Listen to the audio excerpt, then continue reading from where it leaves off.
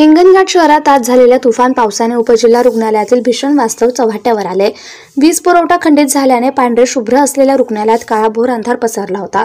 गरोदर महिला, प्रसूती झालेल्या महिला, नवजात बालक अंधारात असून श्वास घेण्यास देखील त्रास होत असल्याची परिस्थिती रुग्णालयात आहे।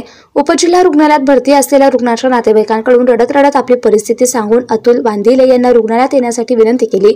रुग्णालयात गेल्यानंतर रुग्णालयाची परिस्थिती अतिशय गंभीर होती। ही परिस्थिती बघून स्वतः अतुल वांदिले यांनी उपजिल्हा रुग्णालयात जनरेटर बोलावून घेतले।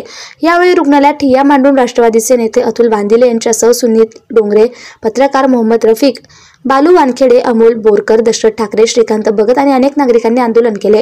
रुग्णालयात डॉक्टर, पोलीस घेऊन आले अशी पहिली घटना हिंगणघाट शहरातील नागरिकांना हिंगणघाट उपजिल्हा रुग्णालयात पाहाव्यास मिळाली।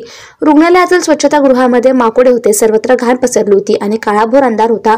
रुग्णांचे बेहाल होते, नातेवाईक परेशान होते। रुग्णालयात वीज नसतानाही जनरेटरची सुविधा उपलब्ध नाही, तसेच पाण्याची सोयही ठप्प असल्याने रुग्णालयातील मूलभूत सुविधा पूर्णपणे कोलमडल्या।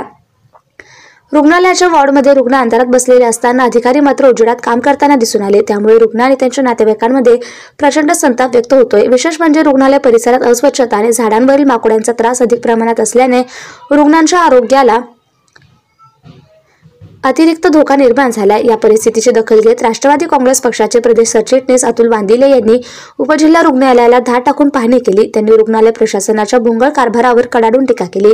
रुग्णालय म्हणजे रुग्णांना जीवनदान देण्याचं ठिकाण असतं, मात्र हिंगणघाट उपजिल्हा रुग्णालय स्वतःच रुग्ण झाल्यासारखं आहे।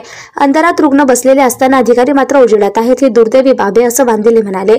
स्थानिक नागरिकांनी देखील या प्रकारामुळे प्रशासनावर प्रश्नचिन्ह उपस्थित केलंय। आम्ही रुग्णालयात उपचारासाठी आलो, पण इथेच स्वतः आमचा जीव धोक्यात आहे। जनरेटर, पाणी आणि मूलभूत सुविधा नसेल तर हे रुग्णालय कसले, असा सवाल नागरिकांनी केला। सध्या हिंगणघाटमध्ये या घटनेची मोठी चर्चा सुरू असून उपजिल्हा रुग्णालयाला तात्काळ आवश्यक सुविधा उपलब्ध करून द्याव्यात अशी मागणी जनतेतून होतीये।